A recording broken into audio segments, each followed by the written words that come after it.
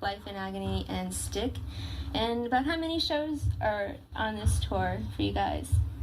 Well, we're out for 5 weeks. I believe we're playing about 30 shows within those 5 weeks. That's a pretty long tour.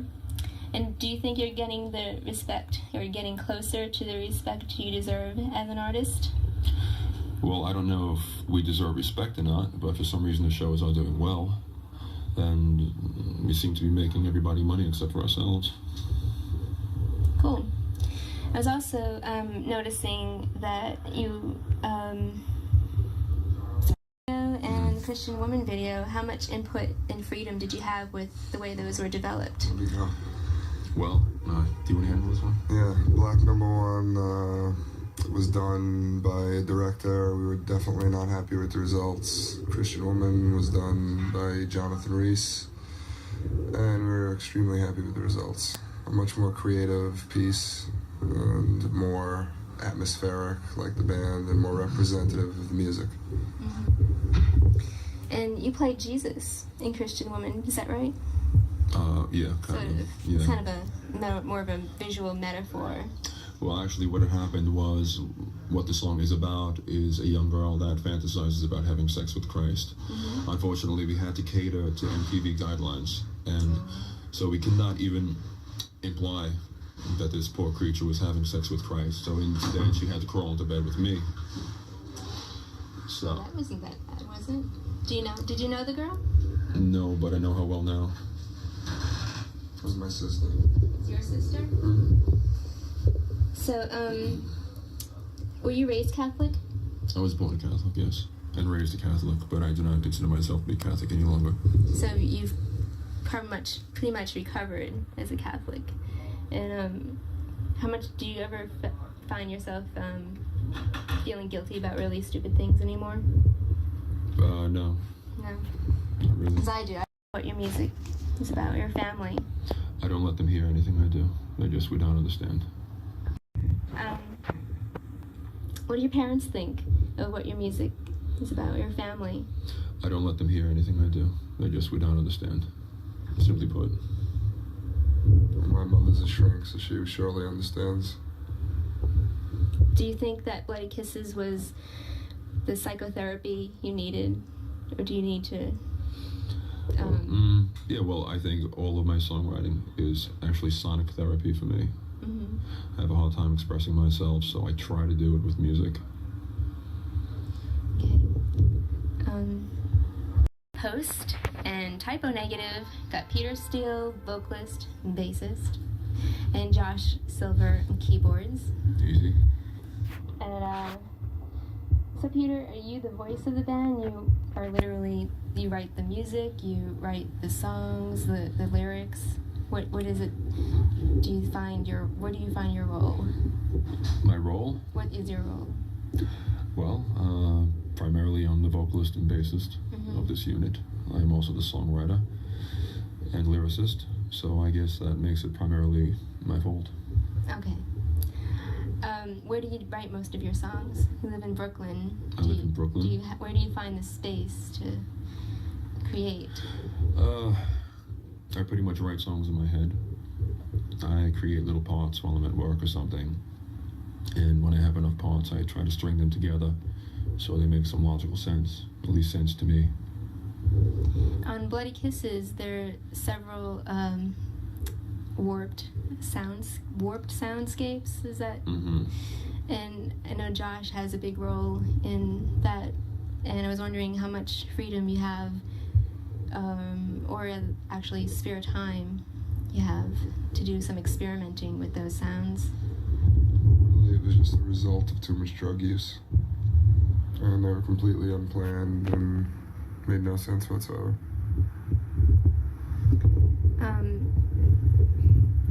Playing with hardcore bands, the heavy metal sound, but do you think with this record you'll be able to raise the consciousness of those that are really into the gothic sound? Do you think you'll have your metal fans and your hardcore fans cross over? Well, we hope to find some new fans with this new album, but I don't think it's primarily up to us. I would hope that the record company gets off their asses and does the proper thing and advertises to more types of people than just metal and hardcore. I hope they go for goth and alternative industrial, shit like that. What would be your dream bill? The bands that you would love to play with? Well, some of my favorite bands are Leibach, Devo, and Sisters of Mercy. And I wouldn't even like to open for them. I would roadie for them. How about you, Josh? I don't like music. So you guys must have been inspired by some music, maybe the psychedelic sounds of the 60s, the song Can't Lose You and all those other psychedelic sounds on the record. That's true. Him and I come from the same background, having been born in the early 60s. So we listened to like psychedelic music, and then the 70s came along and there was Deep Purple and Black Sabbath and stuff like that. And then we got into hardcore and thrash and heavy metal, and now I guess we're getting too old to play the fast stuff, so we slowed down. The arthritis kicks in, we can't remember the parts. And so that leads us to this last album, which is kind of slow and depressing. An eclectic mess. Do you think you're going to explore more slow and depressing sounds for more stuff that you're writing, maybe even delve into the vampire themes that you touched on in Black Number 1? Well, I try to write songs from my heart, and depending upon how I feel, that's what comes out of me. So if I win Lotto tomorrow, the next album will probably sound like circus songs.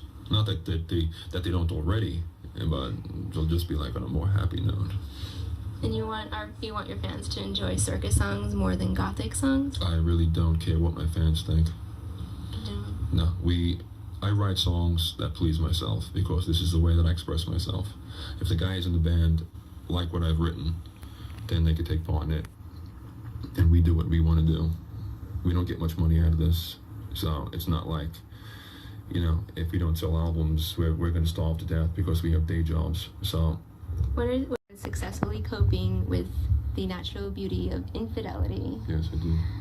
And do you think you've been able to handle relationships better after writing the music on that record? I don't think writing that song has helped me handle anything better. I think the fact that I wrote it 5 years ago and that I'm not the same person anymore and that I've learned from my mistakes, I think that helps me to handle things better. The songwriting itself just helped me with the anger a little bit, and that's all it did. And it was also prelude to agony, too, that you were so angry and you wanted to kill someone. Of course. When somebody screws you over, someone that you entrusted completely, you feel extreme anger, and you want to do the worst possible thing to them because they've done the worst possible thing to you. Is that when you felt you had to give up hope and possibly do the worst thing to yourself? Yes, exactly. I did give up hope. And what made you decide to go on and write more music? Fear of death.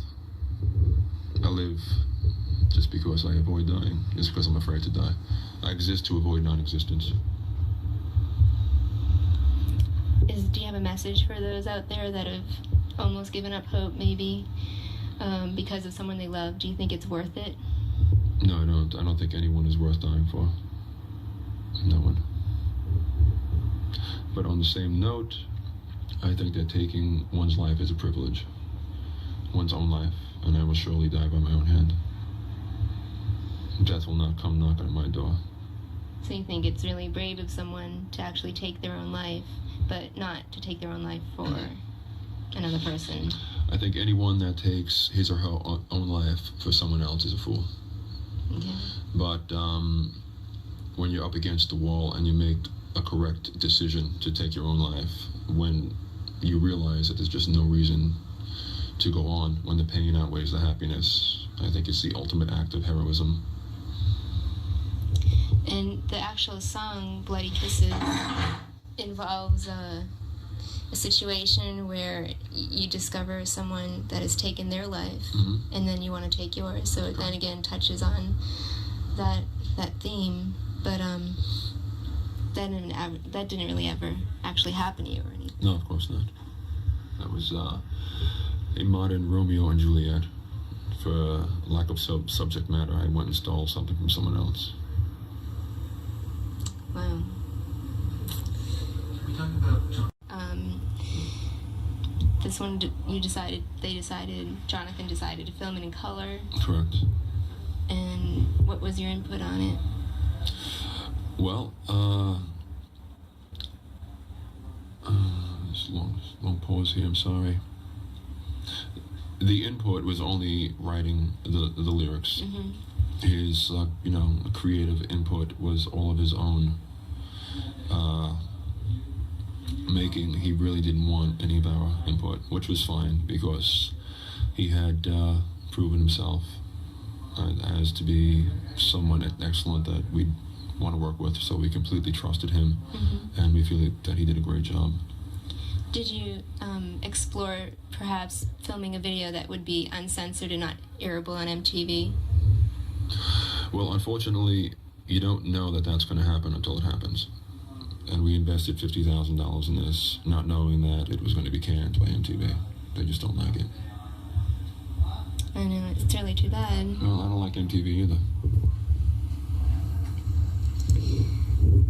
Your plans. What do you got? By the way. Wow. Okay.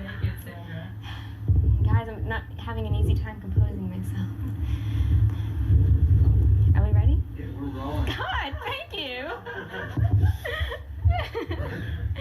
Anyway, so for future plans, Peter, Yes. you got a new record coming out, maybe? Writing some new stuff and doing some more acting? I will speak chronologically. Okay. Right now we are in the midst of a tour. I believe I covered that already. We're going to take a break. The few areas in the country that we missed, we're going to go back and hit them, which is going to be the southeast and the northwest. After that, we're going to take another break. We're going to Europe in mid-July to play a festival in Belgium. There's another festival in Finland at the beginning of August. So we're going to try to fill that time up with more shows in Germany and Holland, England, France, and stuff like that. I do have some songs written for the next album. However, the band doesn't know them yet. I'm not even sure if they want to know them. But they're going to find out sooner or later. Josh, what parting words of wisdom, theory, would you like to enlighten the crowd about? I'm sorry. You're sorry. That's correct. Peter? No matter what you do, you're going to die anyway. There we have it. Typo negative, Peter Steele and Josh Silver here in Berkeley. I'm Sandra for Post. Watching Post, and this is our video. Hi, this is Peter Steele. And Josh Silver of Typo Negative. And you're watching Post. Yeah, the same thing, and then they introduced the video. Hi, this is Peter Steele. And Josh Silver of Typo Negative. You're about to watch our new video, Christian Woman. So for the next 3.5 minutes, turn to another channel.